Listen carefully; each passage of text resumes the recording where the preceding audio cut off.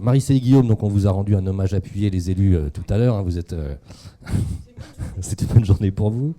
Et racontez-nous un petit peu comment vous voyez, s'il vous plaît, ce quartier dont vous aménagez les espaces publics depuis plusieurs années, dans le cadre de sa mutation et dans le contexte actuel, notamment lié au Brexit.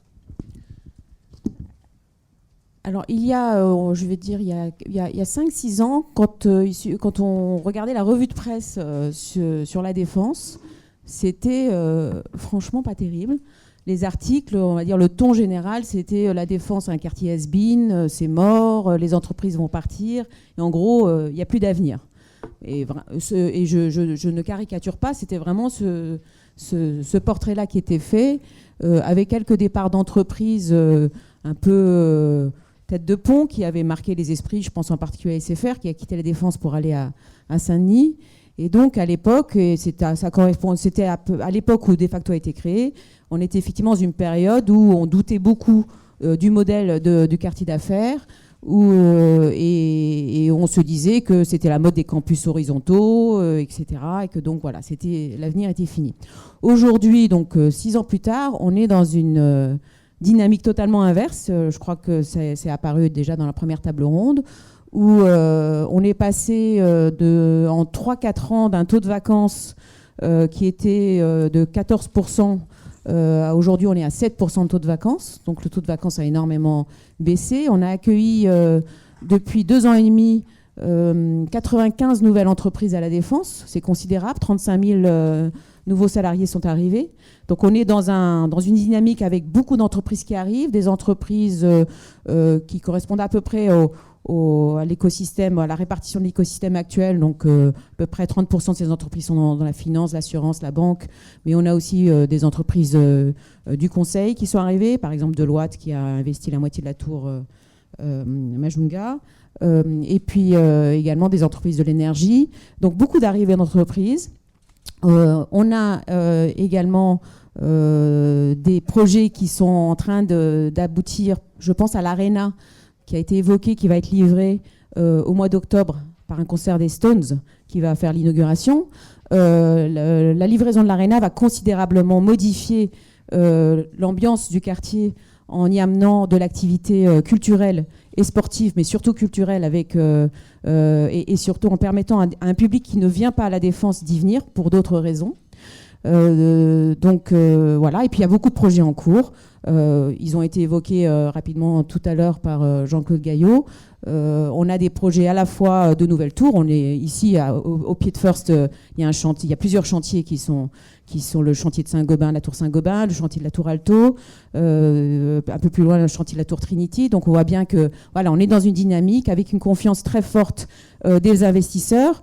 Par exemple, Unibail, qui est un acteur majeur du quartier d'affaires, qui connaît très bien le quartier d'affaires pour être à la fois donc le propriétaire des centres commerciaux CNIT 4 temps et également de bureaux, d'immeubles de bureaux, donc qui ont livré il y a 2 ans maintenant Majunga, construit en blanc, aujourd'hui totalement rempli, et qui sont en train de construire en blanc également Trinity, et qui vont sans doute construire probablement en blanc Sisters. Voilà, on est peut-être le seul endroit en France où vous avez la possibilité de faire ainsi des investissements en blanc. Ça montre une très belle dynamique, une très grande confiance. Vous faites des festivals, vous faites de toutes sortes d'animations, ça fonctionne, vous arrivez à faire venir les gens, vous avez réussi, vous avez des indicateurs qui montrent que l'image a réellement changé, l'image de la Défense aujourd'hui grâce à tout ce que vous faites? Alors De facto a été créé donc il y a 7 ans, et depuis 7 ans, effectivement, l'une de nos missions principales à la création, ça a été d'amener de la vie dans le quartier d'affaires, puisque c'était un des reproches principaux, c'était que le quartier était mort et que finalement on avait juxtaposé des tours de bureaux, que les gens étaient enfermés dans leurs tours et qu'ils n'en sortaient que pour aller au métro, RER, prendre les transports.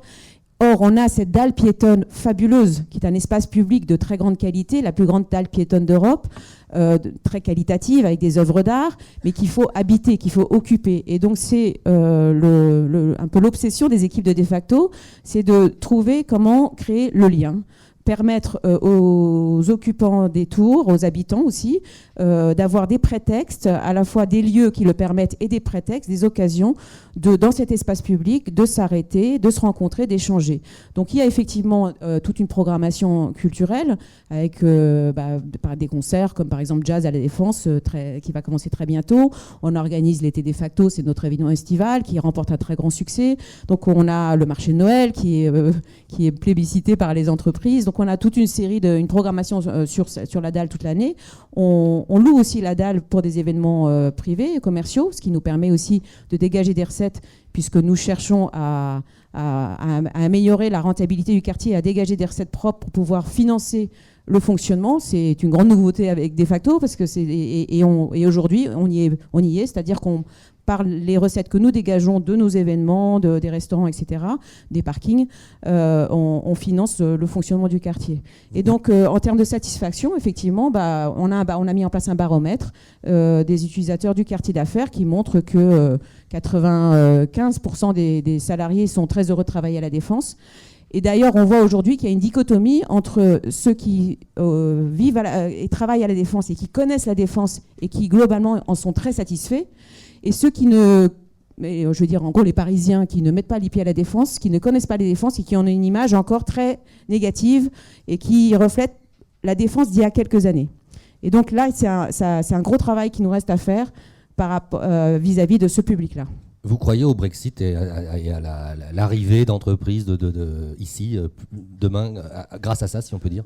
Je crois au Brexit, c'est une drôle de formule.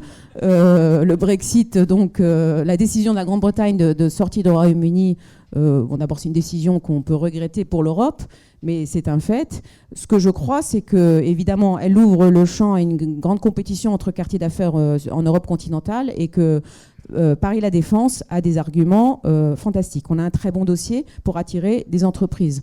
On est un quartier qui est hyper connecté par les transports, que ce soit les transports en commun ou la liaison qui nous permet en 2 heures d'être dans à peu près toutes les grandes villes d'Europe.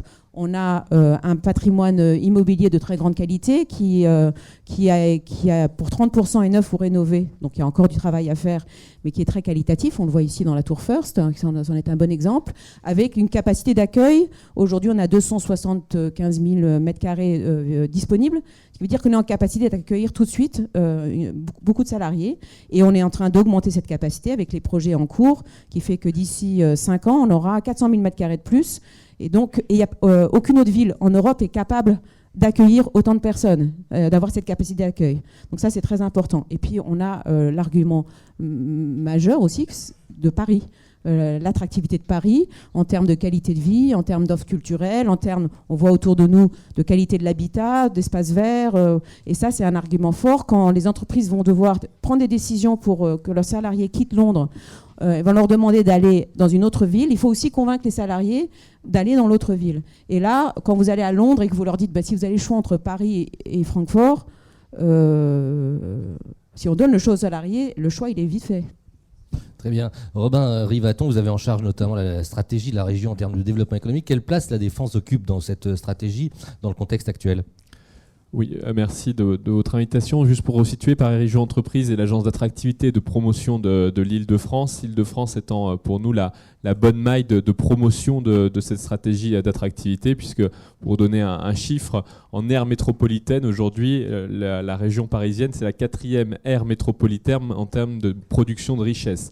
Derrière Tokyo, New York, Los Angeles, et à égalité avec Londres, vous avez Paris et Londres qui sont la 4e aire urbaine de production de richesse. Donc voilà, pour donner un peu la taille aussi, qui est quelque chose d'assez important à rappeler. Donc dans la stratégie d'attractivité qui est la nôtre, évidemment, toute la compétition se fait entre territoires métropolitains, elle est très très forte, et c'est quelque chose que Marie-Célie a dit, la compétition post-Brexit ne se fait pas entre des territoires nationaux, elle se fait entre des territoires métropolitains, et à l'intérieur de ces territoires métropolitains, même entre des quartiers d'affaires, entre des produits qui sont des marques en tant que telles, et on a besoin de marques très fortes. Et aujourd'hui, tout le travail qui a été mené autour du quartier d'affaires et qui a permis d'en améliorer la perception par les usagers, mais aussi vis-à-vis de l'extérieur, par un grand nombre de prescripteurs internationaux, l'image du quartier a là aussi progressé, permet d'en faire un objet d'attraction et d'aider à faire venir des entreprises étrangères qui pourraient être, dans leur décision d'implantation, hésiter entre différents lieux en Europe continentale. Donc toute notre stratégie consiste à produire ces marques très puissantes. Évidemment, la marque, je dirais ombrelle, c'est Paris Region, donc c'est Paris et sa région qui l'englobe, pour bien montrer la pluralité des territoires qui se trouvent autour de la ville cœur de Paris.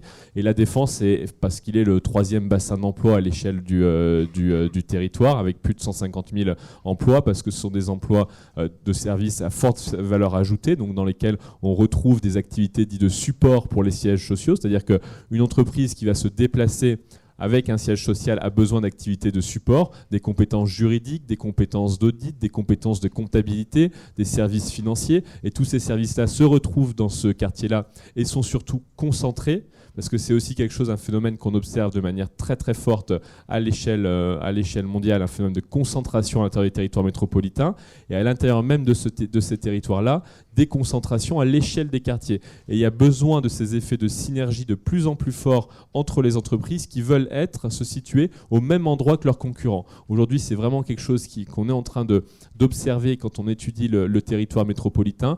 On voit une concentration dans quelques pôles très spécifiques qui ont tendance à de plus en plus se spécialiser sur des segments verticaux de compétences, donc plutôt les services à forte valeur ajoutée dans l'industrie financière ou du conseil et des sièges sociaux pour la défense. Et on a besoin aujourd'hui de cette concentration. Et pour retenir les salariés de ces sièges sociaux dans ces endroits-là, il faut effectivement offrir des services associés, des services annexes de récréation, de restauration, d'habitation aussi. Et c'est un peu tout l'esprit du quartier de la Défense dans lequel il s'inscrit pleinement cette redynamisation. Et enfin, dans un cadre plus global, toute la redynamisation du quartier de la Défense qui fait partie des porte-étendards un peu de la redynamisation du territoire au global. Il faut bien se rendre compte que dans l'esprit des décideurs internationaux, Paris est resté une ville assez immobile ces 20 dernières années. C'est-à-dire que malheureusement, c'est pas forcément tout à fait vrai, mais il y a quand même eu un certain immobilisme. Et on n'a pas eu de grands projets, de grands emblèmes, de grands signaux qui ont permis de montrer que la ville était dynamique, à l'inverse d'une ville comme Londres, qui a aujourd'hui plus de 150 gratte-ciel en construction, qui a construit un très grand nombre de très belles tours, qui sont des tours un peu, comme je dirais, emblématiques, The Sharp ou le Pen, le stylo. Enfin bref, donc on a quelques tours qui sont assez emblématiques. Et aujourd'hui, Paris et sa région sont en train d'avoir une telle réinvention à travers quatre grands éléments. Le premier, c'est une réinvention urbanistique avec effectivement tous ces nouveaux bâtiments qui sont en train soit d'être rénovés, soit d'être créés.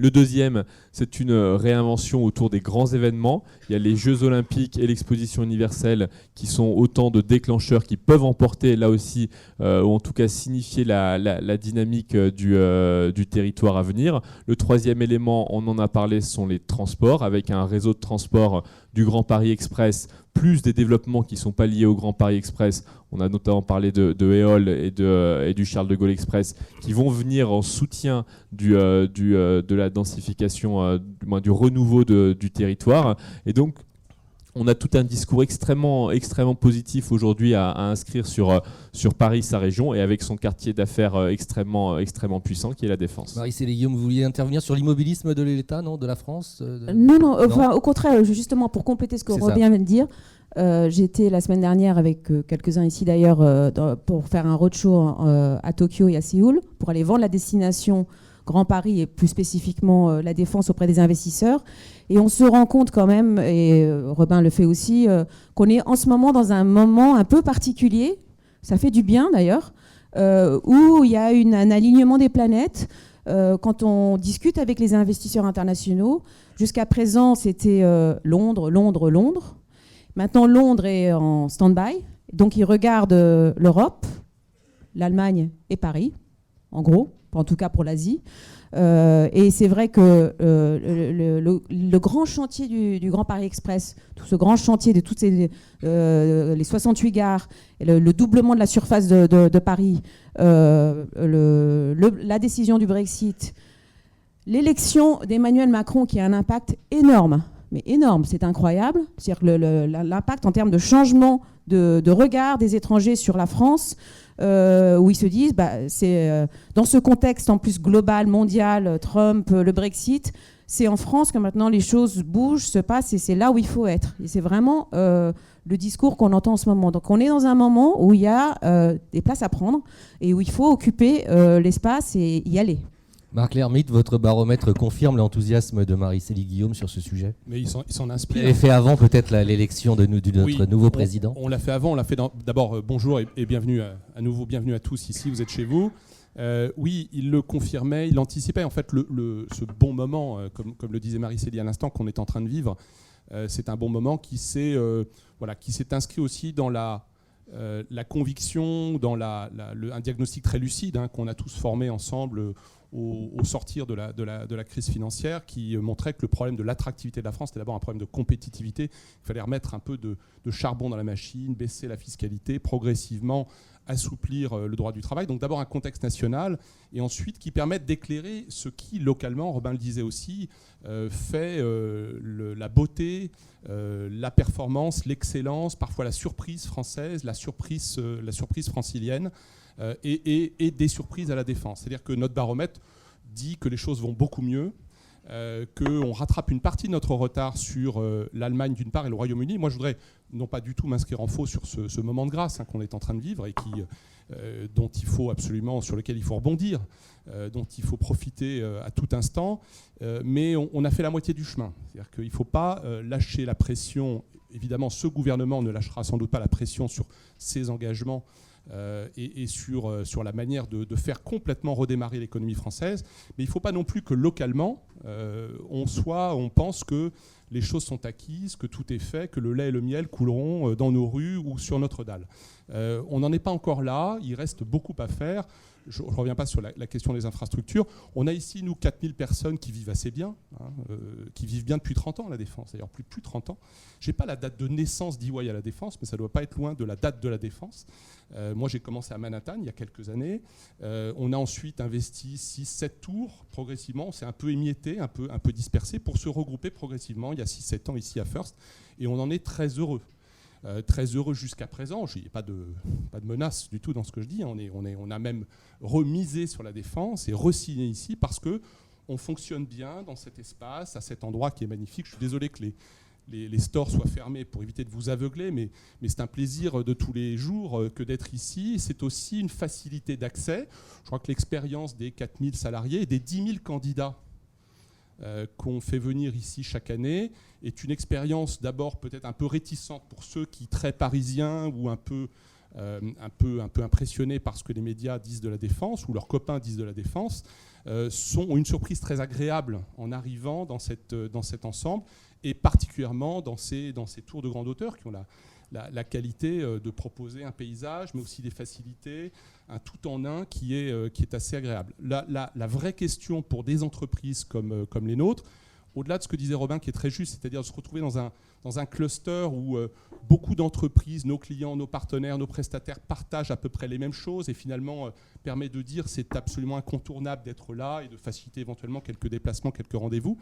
La grande préoccupation, c'est de continuer à développer cette politique de talent, cette stratégie je dirais presque générationnelle, où il faut qu'on anticipe et qu'on s'adapte continuellement. La moyenne d'âge dans cette tour chez EY, c'est 29 ans. Donc c'est pas la mienne. C'est impressionnant. Et donc cette génération-là, elle est à la fois extrêmement nomade et consommatrice de petits moments, très exigeante, excellente. Il y en a quelques-uns dans la salle, donc ils se reconnaîtront dans ce que je viens de dire. Mais à 70% d'entre elles, cette génération, elle veut un bureau. C'est-à-dire qu'à la fois, elle veut être chez elle, et ça nous va très bien. On encourage incroyablement le travail à domicile, le travail à distance. Et en même temps, à 70%, ils disent « je veux un bureau, je veux des salles de réunion, je veux voir mes copains, mes collègues, éventuellement mon boss de temps en temps ». Donc il faut qu'on s'adapte à ça. Et je dirais qu'on doit s'y adapter aussi en donnant à la Défense autre chose que sa face très visible, qui est spectaculaire, puissante, voilà, c'est pour ça qu'on est là, qui est une face un peu plus entrepreneuriale, un peu plus innovante, un peu plus, qui ressemble au Paris d'aujourd'hui ou au Paris de demain, qui est un Paris de start-up, un Paris French Tech. Il faut que la Défense se French Techise, je suis désolé du néologisme terrible, parce que sans ça, je pense que le risque de banalisation nous guette un peu. Marie-Céline Guillaume, vous vouliez dire un mot Oui, on a 2 enjeux majeurs, et évidemment, on ne va pas s'arrêter là parce que c'est maintenant qu'il faut agir. Je ne reviendrai pas sur les investissements structurels dont les élus ont parlé avant pour la rénovation des espaces publics, mais le deuxième enjeu, qui rejoint ce qui vient d'être dit, c'est que le quartier d'affaires La Défense a été construit selon un mode d'organisation du travail du XXe siècle, vertical, cloisonné, et il faut arriver à faire muter ce quartier tout en ayant les contraintes de la verticalité, mais à le faire muter pour accueillir les nouvelles formes de travail.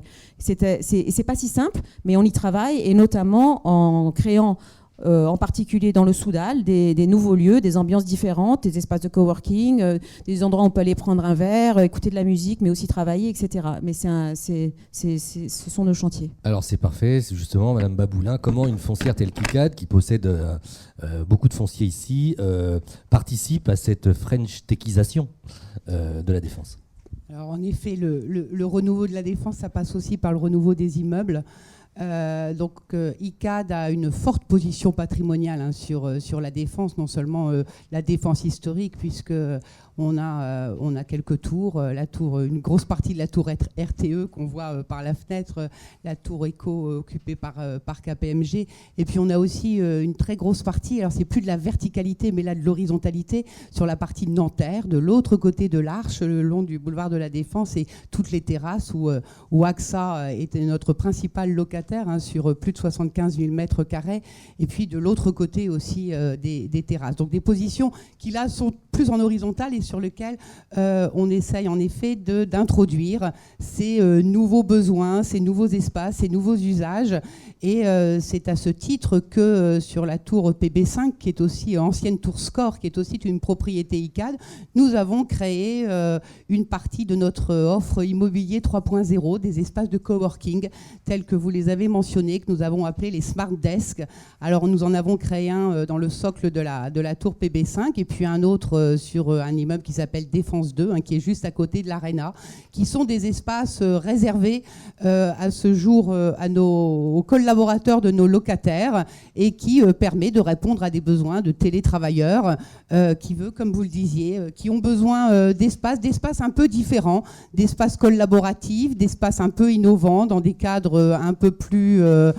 je dirais un peu plus conviviaux, qui ressemblent un peu moins à des bureaux très formels, et dans lesquels ils trouvent un certain nombre de services, évidemment de la très haute technologie. Tout est digitalisé, tout est numérisé, on ouvre la porte avec son iPhone, on commande un café avec son iPhone, enfin tout c'est... Voilà, mais c'est aujourd'hui ce que manifestement souhaitent les nouvelles générations, et on essaye évidemment de s'y adapter pour pouvoir répondre à tous ces nouveaux besoins. Plus de bureaux cloisonnés, plus de bureaux attribués, mais de grands espaces qui manifestement sont très riches pour la créativité et pour l'efficacité professionnelle de l'aveu même de tous les managers qui laissent libre accès tous ces espaces de coworking et de convivialité. Je crois que vous êtes actif également pour transformer vos propriétés en termes de transition énergétique, de sobriété, etc. Vous pouvez nous en parler un petit peu ? Absolument, ça fait évidemment partie également, au-delà des modifications des usages, c'est rendre nos immeubles les plus vertueux possibles en matière environnementale, puisque nous nous sommes inscrits, comme beaucoup d'autres grands propriétaires fonciers patrimoniaux, dans une véritable lutte contre le changement climatique, et que ce soit sur les actifs existants que nous essayons de rendre meilleurs et plus vertueux en matière environnementale. Donc on a lancé des grandes campagnes avec des partenariats avec des grands industriels de relamping complet, de passer tout en LED, avec des contrôles beaucoup plus efficients sur nos consommations énergétiques, et pour les constructions neuves, puisqu'on a un très prochain campus en réalisation sur le boulevard de la Défense, d'un peu plus de 70 000 mètres carrés qui, lui, aura toutes les médailles bas carbone, connexion, énergie positive, un label E+, C-, puisque nous sommes d'ores et déjà inscrits dans cette nouvelle certification. Voilà, pour pouvoir avoir une empreinte sur l'environnement la meilleure possible et la plus maîtrisée pour le bonheur et non seulement des riverains mais des utilisateurs et une qualité de vie au travail qui est aujourd'hui un élément qui est évidemment incontournable sur toutes les réalisations immobilières. Vous confirmez la bonne santé économique du quartier? Le taux de vacances est en baisse, le taux de rotation, etc. Tout va bien? Alors c'est peut-être parce que les actificats sont très vertueux, bien équipés en espace de coworking, mais il est clair que depuis maintenant 2 ou 3 ans, nos taux d'occupation sur les actifs sur le secteur de la défense sont en croissance. Et nous sommes très confiants, je le disais, sur la prochaine opération que nous lançons, puisque nous venons d'obtenir le permis de construire. Donc nous allons lancer sa réalisation très prochainement. Et nous sommes très confiants sur l'utilisation proche de ce nouveau campus sur Nanterre La Défense. David, Lucas, vous vouliez enchaîner, ça m'évite de faire les transitions. Allez-y. Oui, bonjour, merci beaucoup. Alors je vais m'appuyer sur une image... Alors, une vue d'ensemble de l'inscription dans le territoire de toutes ces thématiques et ces enjeux qui viennent d'être évoqués. Alors, pardon, là je passe les images de Madame Baboulin sur le projet. Mais vous ne l'aurez pas fait pour rien comme ça. Les passer avant, excusez-moi. Pour se projeter ensemble sur le territoire à l'échelle de ce qu'on appelait à l'instant l'écosystème de la défense. Première idée, c'est qu'il y a un changement d'échelle. Ce que vous voyez sur ces images devant vous, ça représente le territoire qu'on appelle de la Seine à la Seine. On l'a dit, on l'a entendu, Paris n'est plus dans Paris. Paris, la Défense, c'est ici. Vous connaissez la dalle historique, vous connaissez le boulevard circulaire nord côté Courbevoie qui a été réaménagé en boulevard urbain. Très simplement, c'est quand on veut aller à gauche, on tourne à gauche. Quand on veut aller à droite, on tourne à droite. On repère des adresses. Il s'agit donc de montrer le nouveau visage ou le visage de la Défense demain. C'est à cette échelle-là, c'est-à-dire à l'échelle des 2 grands hubs de transport qui ont été évoqués tout à l'heure. Le hub défensien qui effectivement va être complété par les arrivées de la ligne 15 et de Éole, enfin chronologiquement Éole et ligne 15, et également le hub constitué par les nouvelles gares côté Nanterre-La Folie, qui viennent compléter l'existant, c'est-à-dire le RER A Nanterre-Préfecture. Donc on a un premier hub sur la Défense historique, un second hub dans le secteur boulevard de la Défense, terrasse, Groux. Pour être la gare d'ailleurs, Nanterre, les terrasses, si on y réfléchit bien aujourd'hui. Puisqu'il s'agit d'un lieu aujourd'hui qui existe, alors qu'avant il fallait s'attacher à un truc isolé, la préfecture. Voilà, on pourrait déjà réfléchir et appeler les choses autrement. Alors à cette échelle-là, il s'agit de faire des liens qui ont été évoqués, c'est notre travail de tous les jours, relier les sites entre eux, relier les villes aux quartiers d'affaires, sous une forme que je ne développerai pas en détail, je laisserai Mathis Guller le faire après, mais il s'agit de faire descendre la dalle et de relier aujourd'hui la Seine côté Pont de Neuilly, la Défense historique, la dalle historique, les terrasses qui existent maintenant depuis quelques années. Il manquait un chaînon qui s'appelle pour nous les Jardins de l'Arche, qui relie donc la Grande Arche à l'Arena.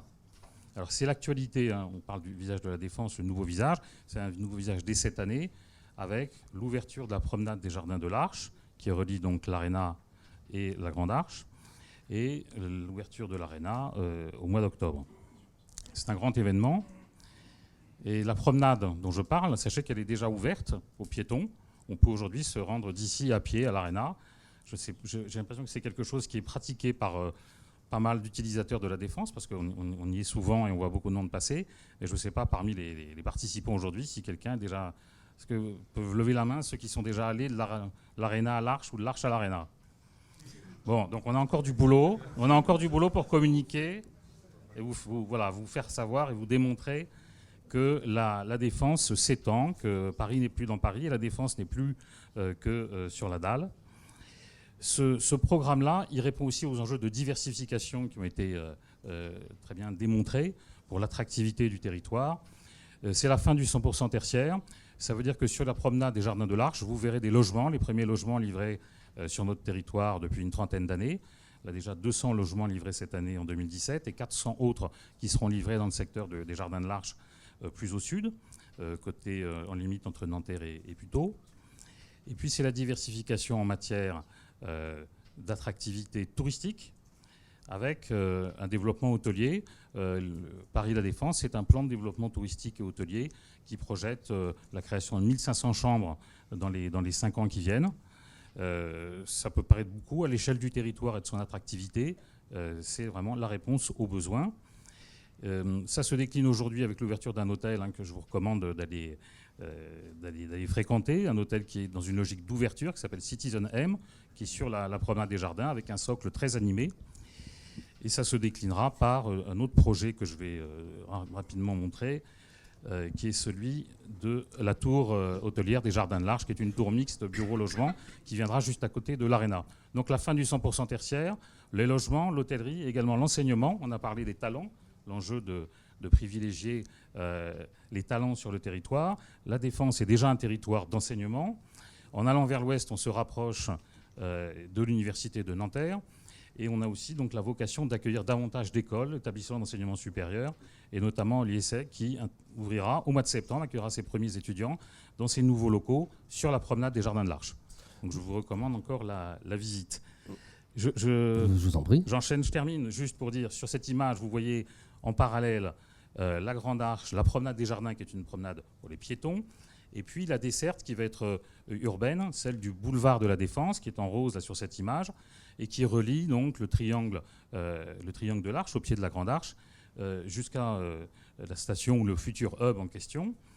Et dans ce secteur-là, ces concepts d'ouverture, de quartiers ouverts, de ville, la Défense comme une ville, ça va se décliner aussi. Je laisserai Mme Aboulin réagir là-dessus, puisque le projet Origine se situe sur le boulevard de la Défense, mais c'est aussi le siège mondial de Vinci. Alors cette programmation-là, et on a travaillé avec Mathis Guller qui pourra compléter, elle est originale dans le sens où on a travaillé avec Vinci à la fois comme investisseur-utilisateur sur le fait de partager les équipements et le rez-de-chaussée. Ça veut dire que ce n'est plus le RIE comme il en existe encore donc pour certaines tours de la Défense relativement fermées, mais on va progresser là-dessus. C'est un restaurant ouvert au public, à l'ensemble des utilisateurs, et en face, il y a d'autres générateurs de clients. Il y aura notamment le nouvel hôtel du département des Hauts-de-Seine, c'est également un événement qui ouvrira en avril 2018. Et puis des centres de sport, fitness, également, pas du tout réservés aux collaborateurs du groupe Vinci, mais ouverts aux utilisateurs urbains. Et c'est cette logique-là qui participe de cette animation. Marie-Célie Guillaume évoquait l'idée d'un endroit un peu mort. Ça, c'est fini, puisque en ouvrant aux utilisateurs extérieurs ces services-là qui étaient traditionnellement réservés aux collaborateurs, ça amplifie, ça élargit l'amplitude d'ouverture et l'animation. Alors, la réponse, vous voyez, elle n'est pas du côté de l'aménagement, elle n'est pas du côté du nombre de mètres carrés, du volume ou du béton. La réponse, elle est du côté de l'exploitation et de la gestion. C'est ce qui était évoqué tout à l'heure, je crois, dans la première table ronde. Il ne s'agit plus de parler simplement d'équipement, mais de parler de services. Voilà. Mathis Guller, donnez-nous le regard de l'architecte. Vous me disiez en préparant cette matinée que la diversification fonctionnelle renforçait la robustesse économique d'un quartier tel que celui-ci. Oui, en fait, merci. Bonjour. Tout d'abord, moi je suis l'urbaniste coordonnateur d'Aigrou. L'Aigrou, c'est un quartier de 70-80 hectares, donc c'est la même taille que toute la dalle, autour de ce pôle transport Nanterre-La Folie. Et ce qui est intéressant, c'est que la demande politique pour le projet d'Aigrou était une double demande. C'était une demande de comment est-ce qu'on constitue, pour le maire de Nanterre, le 11e quartier de Nanterre, mais aussi comment est-ce qu'on est, avec ces 80 hectares, au service du grand frère, qui est la dalle de la Défense. Donc, comment est-ce que les Aigrou sont au service de la Défense? Et ça rejoint cette question de la diversification. Donc, il y a là-dedans une notion intéressante, je pense, dans la question de la concurrence mondiale. C'est quoi la valeur ajoutée d'une identité locale dans un monde interconnecté? Et comment est-ce que ça se traduit dans un quartier d'affaires qui était créé dans une notion d'exclusivité, hein, dans le double sens de la parole, donc exclusif parce que c'est un produit de très haute valeur ajoutée, mais exclusif aussi parce qu'il s'exclut du territoire. Il était conçu comme un noyau externalisé de Paris dans un territoire avec lequel il ne jouait pas de rôle d'interface. Donc cette notion de comment est-ce que j'inverse l'exclusivité dans une inclusivité, donc comment est-ce que j'inclus la défense dans son territoire, comment est-ce que je pousse à travers cette inclusion sa diversification pour rendre plus robuste le quartier d'affaires. Je trouve ça c'est une notion très intéressante et très importante à poursuivre. De plus que c'est la même question qui se demande les autres grands quartiers d'affaires mondiaux, soit Londres avec Woodworth, soit Seattle, soit Boston. Ça veut dire que les grands secteurs du même taille qui se trouvent à côté du quartier d'affaires trouvent une importance énorme dans la reconfiguration et la réinventation des quartiers d'affaires qu'il faut observer. Il faut observer parce que sur ces quartiers à côté sont créés, comme vous dites, dans la diversification des fonctions, non seulement des logements, pour pouvoir habiter proche des lieux qu'on travaille, mais aussi introduire des notions qui manquent dans les quartiers d'affaires, qui sont des notions de fonctions mutualisées. On parlait tout à l'heure donc des rez-de-chaussée de Vinci, etc. Donc comment est-ce que je mutualise les services dans une notion au service aussi des habitants, au service aussi des collectivités alentours. Comment est-ce que j'amène une dimension de domaine public et d'espace public dans ces quartiers qui n'en bénéficient pas. Pourquoi dimension d'espace public? Parce que ce n'est pas seulement l'espace du bureau, mais c'est surtout aussi l'espace public, l'espace informel qui est porteur d'échanges entre les gens, une dimension qui devient de plus en plus importante dans le monde du travail. Ça veut dire que ce n'est pas l'espace du bureau lui-même qui rend attractif et fort et robuste le lieu de travail, mais c'est surtout les aménités aussi dans le domaine public autour qui rend attractif cet espace de travail. Cette question-là d'inclusivité ou comment est-ce que j'amène cette identité locale à ce quartier se superpose selon moi avec une question qu'on n'a pas traitée encore, mais c'est ces questions de quid au marché bureau de demain. Et ça, c'est une question que je sais qui est difficile à discuter en France parce qu'on est dans une situation privilégiée du marché francilien en ce qui concerne le bureau. Mais ailleurs en Europe, on a vécu largement dans les dernières décennies un phénomène que je pense qu'on va être confronté ici aussi. C'est un phénomène de plafonnement de la demande bureau. Ça veut dire qu'on est dans une situation comme avec le pétrole, pic pétrole, dans une situation prochainement de pic bureau. Ça veut dire que les 52 millions de mètres carrés franciliens de tertiaire, ça va potentiellement être le plafond. Et on ne va jamais passer là-dessus. C'est-à-dire que tout ce qu'on ajoute, il faut soustraire ailleurs. Et donc, du coup, ça nous amène à réfléchir la défense aussi dans un contexte métropolitain de recomposition géographique, parce qu'il va certainement avoir des lieux privilégiés qui sont des lieux d'opportunité, comme la défense et son territoire, parce que si la défense reste exclusive, je pense que la position va être difficile à tenir, mais une défense inclue ou élargie dans une notion de, comme David a dit, réflexion d'échelle élargie, donc une défense intégrée est certainement un lieu d'opportunité, mais qui va nous amener à reconfigurer la géographie tertiaire ailleurs, parce qu'on est passé de 28 mètres carrés par personne en 85 à 13 mètres carrés par personne aujourd'hui. Ça veut dire qu'il y a une complète déconnexion de la croissance économique avec la demande bureau. Il faut imaginer ça. Ça veut dire que si les emplois augmentent, ça n'augmente pas les surfaces bureaux. Et comment est-ce que on réagit là-dessus? Et je pense que, et je reviens sur les gros un instant là-dedans, donc si on parle d'écosystème économique ou écosystème territorial, ce qui est intéressant, c'est que est-ce que cet ancrage de la défense dans son territoire, au-delà d'être un cluster de fonctions privilégiées, etc., nous peut aussi ouvrir des chemins, des pistes de réflexion pour pouvoir répondre à tout le parcours résidentiel des entreprises. On parlait de quid au lien possible avec les universités territoriaux de ce pôle.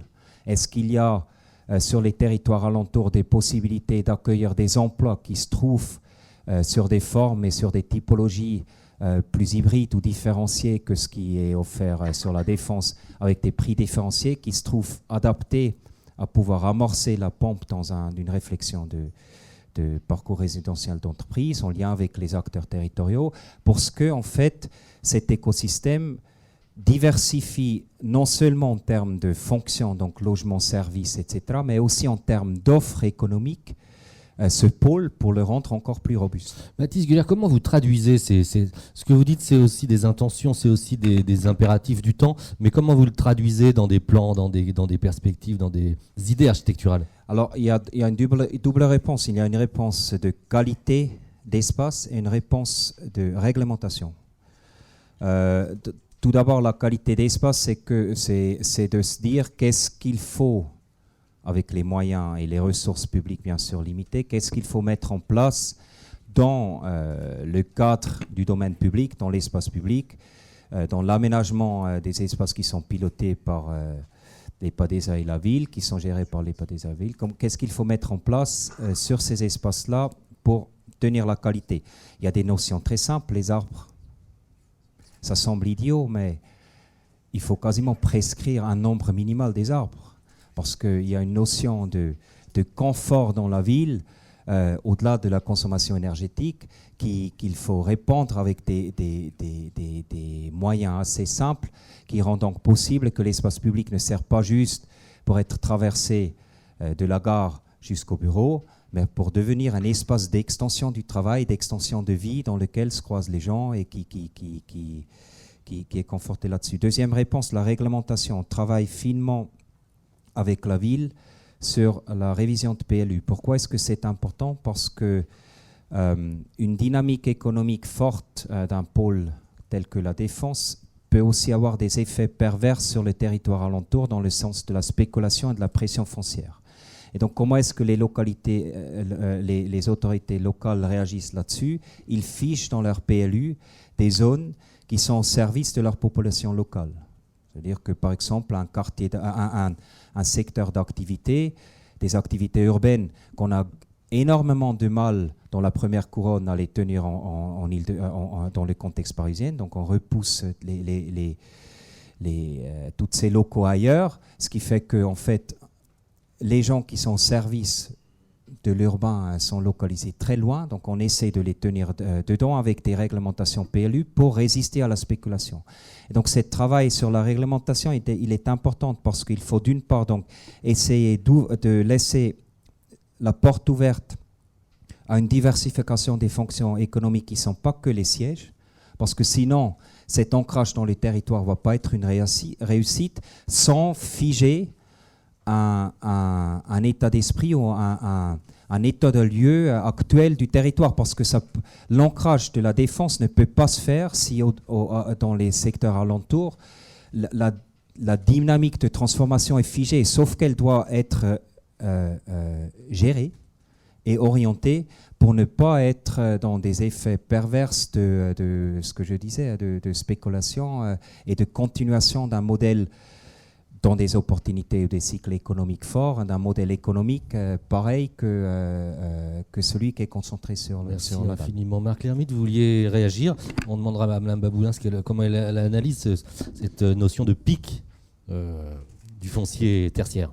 Oui, moi je trouve d'abord passionnant de voir, d'entendre. Je me fais la réflexion que, alors je pense avoir une connaissance de la Défense qui est peut-être un petit peu plus approfondie que beaucoup de mes camarades associés de cette maison, qui prennent des décisions collectivement pour rester, nous développer, investir dans un lab au 17e étage et faire beaucoup de choses ici.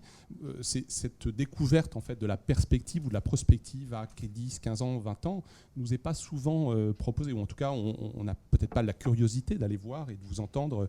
Je trouve ça assez passionnant. En revanche, c'est un peu mon rôle ce matin. Le rôle de la parole de l'utilisateur que nous sommes, c'est celle peut-être d'un terme ou d'un temps un peu plus court. Et là, je voudrais dire deux choses. Attention à l'équilibre, attention au rythme. L'équilibre dans le sens qu'on évoque beaucoup, c'est l'objet de ce forum, les projets nouveaux, les aménagements de la Seine à la Seine, la perspective des jardins, la mixité logement, tout ça, on peut comprendre l'importance et la qualité de ces projets-là. il n'en reste pas moins qu'au quotidien, il faut aussi veiller, bichonner, excusez-moi ce terme qui n'est pas très EY, les 3000 entreprises qui sont déjà là, celles qui sont dans des quartiers, peut-être un petit peu moins éclairés par les investissements publics. Celui-ci en est un, pour plein de raisons, mais je pense que les travaux sont en cours. Et ça, c'est du très court terme, parce qu'au quotidien, je vous dis, où chaque année, 10 000 personnes passent par cet espace, et que c'est notre actif et c'est notre préoccupation numéro un. Ça, c'est l'équilibre. Donc équilibre vers les utilisateurs qui sont déjà présents, le développement endogène, capacité à retenir et permettre à ceux qui sont déjà de se développer. Et la deuxième point que j'ai en tête, c'est la question du rythme. La première table ronde était aussi très intéressante de ce point de vue-là. Les décisions très forte, répétée, de reprendre la main des collectivités locales, de jouer un rôle beaucoup plus direct, et pour reprendre les termes du président de Vedjian, celui qui paye commande, achète le boulevard circulaire, si j'ai bien compris, mais j'ai peur que ce temps de remise en place d'une gouvernance, de réinterrogation sur la métropole du Grand Paris, de décrets qui ne sont pas publiés, de fusions qui sont reportées de 6 mois en 6 mois. Je ne me tourne pas vers Marie-Célie, mais je sais que tout ça prend du temps et un peu trop de temps. Et j'ai peur que ce rythme-là, par rapport au moment de grâce économique que nous connaissons, dépasse un peu les projets ou les business plans des entreprises comme les nôtres. Il faut aller un peu plus vite, si je peux me permettre. J'aurais dû aller un peu plus vite pour le dire, mais il faut aller un peu plus vite. Marie-Célie, vous vouliez parler, sinon Emmanuel Baoulin, peut-être un mot sur la prévision. Oui, ça peut être pas complètement, j'avoue. Sur le fait qu'il y a encore quelques années, de façon individualisée, un collaborateur demandait entre 20 et 25 mètres carrés, en ce compris la circulation, etc. Donc très globalement, sur un immeuble de bureau, les sociétés raisonnaient pour une personne entre 18, 20, 25 mètres carrés pour les plus larges sur le sujet. Aujourd'hui, en effet, nous sommes plutôt revenus à du 10, 12 mètres carrés, voire moins, pour certaines typologies de sociétés. Néanmoins, parallèlement à cette diminution de l'espace individuel, se sont largement augmentés les espaces communs, les espaces conviviaux de collaboration, les salles de restaurant qui font des salles de réunion, des salles de repos, des salles de rencontre, des hubs, des incubateurs, qui étaient aujourd'hui impérativement nécessaires pour toutes les sociétés d'avoir au sein de leur siège. Donc globalement, et c'est ce qu'on observe nous chez tous nos grands locataires, si l'espace proprement dédié aux collaborateurs et à leur travail quotidien a diminué, les espaces communs ont pris une taille beaucoup plus importante. Donc finalement, globalement, on reste dans un effet à isomètre carré sur les besoins. Ils sont simplement totalement organisés différemment et donc traités différemment. Marie-Célie Guillaume, vous vouliez réagir ? Oui, sur cette histoire de temps long et de temps court, c'est d'ailleurs le temps long, c'est plutôt le temps de l'aménageur, et le temps court, c'est plutôt le temps du gestionnaire. C'est une différence de perspective entre les deux établissements. Ce que je voulais dire, c'est deux choses. D'abord, la fusion, c'est vrai que c'est très long. Les réformes de gouvernance, ça prend du temps. Il faut changer la loi, tout ça, c'est des process compliqués. Et d'ailleurs, les collaborateurs des deux établissements sont les premiers à en souffrir parce qu'ils sont très impatients de passer cette étape. Mais on n'attend pas que l'établissement soit fusionné et nouvellement créé pour déjà travailler ensemble et, par exemple, proposer le guichet unique, aller parler d'une seule voix à l'étranger auprès des investisseurs. Ça, on le fait déjà. Donc, dans le cas du Brexit, on ne va pas attendre que les choses se mettent en place parce que c'est évidemment maintenant que ça se passe. Ça, c'est la première chose. Pour l'établissement à venir, c'est un établissement local, c'est-à-dire que les collectivités locales sont autour de la table au conseil d'administration. Et ça, c'est la garantie que le temps court, la relation de proximité, elle sera maintenue parce que c'est l'ADN de l'élu local. Ça, c'est la deuxième chose que je voulais dire.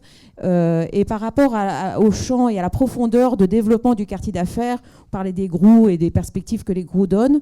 Moi, je crois beaucoup aussi à ce que va amener dans les quelques années à venir, notamment EOL, puisque en 2024, vous allez avoir le quartier d'affaires qui va être relié par le RER à la Vallée de Seine et à Mantes-la-Jolie, en passant par Saint-Germain, Poissy et toutes les villes de la Vallée de Seine.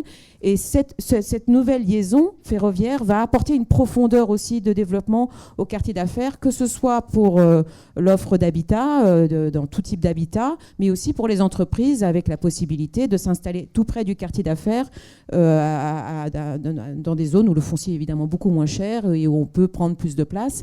Et donc, autant dans les dernières années, ce développement se faisait dans les villes immédiatement limitrophes, par exemple Bois-Colombes, Colombes, etc. Demain, de la profondeur sera renforcée. Merci. Avant de donner la parole à la salle pour quelques minutes, Robin Rivaton, vous vouliez intervenir? Non, juste pour rebondir aussi là-dessus, effectivement, la taille par salarié de l'espace occupé est en diminution, mais au-delà même des espaces communs, il y a quand même un potentiel de croissance de la région et du territoire qui est largement encore sous-exploité. C'est-à-dire qu'il y a un effet rattrapage vis-à-vis de nos concurrents internationaux qui est totalement possible de saisir et d'obtenir dans les prochaines années, avec une régulation, une normalisation un peu plus intelligente, un effort continu sur la compétitivité s'il est mené, un effort continu sur la marque et sur la partie promotion. Encore une fois, il y a des choses que l'on perçoit, il y a des choses qui sont la réalité. On a besoin de travailler sur la réconciliation des deux concernant ce territoire-là. Mais je pense qu'il y a un véritable potentiel de réimplantation d'un certain nombre d'activités, d'un certain nombre d'acteurs. Quand on voit que des grands acteurs à technologie ont plusieurs milliers d'employés à Londres et ont des sièges qui en France sont plutôt de l'ordre de la centaine, on sait que là aussi, il y a des capacités à aller chercher, des ressources à gagner. Et je pense que là aussi, ça peut nourrir un peu la dynamique de croissance, tout en conservant des espaces par employé plus petits, mais plus d'employés dans la région parisienne dans son ensemble. Merci infiniment. Avant de vous demander chacun un mot de conclusion, peut-être qu'il y a des interventions, des questions dans la salle, on ne sait jamais. Brève. Monsieur, vous pouvez vous présenter ou pas, et on va essayer de vous apporter un micro, je pense. Sinon, vous pouvez parler fort.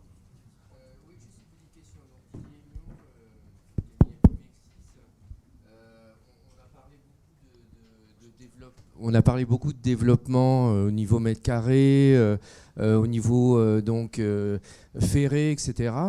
Je voulais juste poser une petite question relativement au trafic routier. Personnellement, hier, j'ai mis 1h40 pour faire les 300 derniers mètres qui me séparaient de la tour. Et à 20h, j'ai mis 30 minutes pour rejoindre les 200 mètres et enfin sortir du circulaire qui était complètement bouché. Alors, c'est pas tous les jours, mais je pense que tout ça va amener encore plus de gens. Donc, qu'est-ce que vous avez prévu sur le sujet ? Hier, effectivement, c'est pas tous les jours. Hier, on a eu un gros souci, une canalisation qui a cassé et qui a suscité un énorme désordre sur tout le quartier d'affaires. Donc c'est un incident ponctuel, heureusement, c'est pas tous les jours comme ça. 90% des salariés de la Défense viennent en transport en commun. Et le sujet, c'est plus la saturation des transports en commun actuels, le RER, la ligne 1 en particulier, mais le tramway aussi est saturé. Et donc la nécessité d'investir, et la région s'y emploie, d'investir sur la rénovation de l'existant, en plus de l'augmentation de la capacité avec les nouvelles lignes qui vont arriver dans quelques années. On est plutôt sur une tendance à la diminution de la place de la voiture. Et d'ailleurs, nous, on le voit quand on a les nouvelles entreprises qui arrivent. Généralement, elles arrivent, elles prennent beaucoup de places de parking. Et assez rapidement, elles diminuent le nombre de places de parking qu'elles réservent parce que les salariés, finalement, viennent beaucoup plus en transport en commun. Merci beaucoup. Alors d'un mot de droite à gauche pour conclure, si vous aviez un mot de la fin, Madame Baboulin par exemple, après tout ce qui a été dit, pour conclure. Alors en conclusion, je dirais que ça reste, la Défense a été et sera un véritable territoire d'expansion et d'attractivité pour un certain nombre d'entreprises, qu'elles soient nationales ou internationales. Et en effet, avec le développement d'une mixité des usages et le développement des transports qui a été relaté, cette attractivité ne pourra être que renforcée et c'est très bien pour des acteurs comme ICANN. Merci infiniment. Monsieur Lermite. Du rythme et de l'audace. Madame Guillaume. Moi, je voudrais dire optimisme parce que c'est bien aussi de dire quand il y a des opportunités et qu'on a des atouts et qu'on a plutôt tendance à se flageller en général qu'à mettre en avant nos atouts. Donc moi, je voudrais dire qu'on a beaucoup d'atouts à mettre en avant dans cette compétition internationale. Robin Rivaton. Marc, il faut qu'on continue de travailler sur l'image de marque de ce territoire et de son quartier d'affaires, la Défense. Monsieur Guller. Moi, je suis curieux du rôle d'aménageur que les parties privées doivent et peuvent prendre dans un contexte de ressources limitées des autorités publiques. Et donc, du coup, ils prennent un rôle important pour la création de la valeur dans l'espace urbain. Monsieur Lucas. Moi, je voudrais évoquer la question de la continuité de l'action dans ce cadre de développement de l'attractivité. Aujourd'hui, on a dit que les planètes étaient bien alignées, qu'il y avait un moment très favorable. Le rôle du futur établissement, c'est vraiment d'assurer le cap et la continuité de l'action. Nous sommes dans un univers qui est assez cyclique, l'immobilier par définition, et l'important, c'est aussi donc d'assurer à la fois tout à fait le quotidien, la gestion au jour le jour, comme vous l'avez dit, et aussi de tenir sur le temps long avec un modèle économique robuste qui permet de ne pas être perturbé par les cycles immobiliers qui certes sont nos ressources aujourd'hui. On vit des ventes de droits à construire et en même temps il faut être capable de s'engager, de tenir les grands projets d'équipement, d'aménagement et d'amélioration des services sur le temps long indépendamment des aléas qui sont eux votre cycle à vous. Eh bien merci infiniment, merci à tous et à bientôt.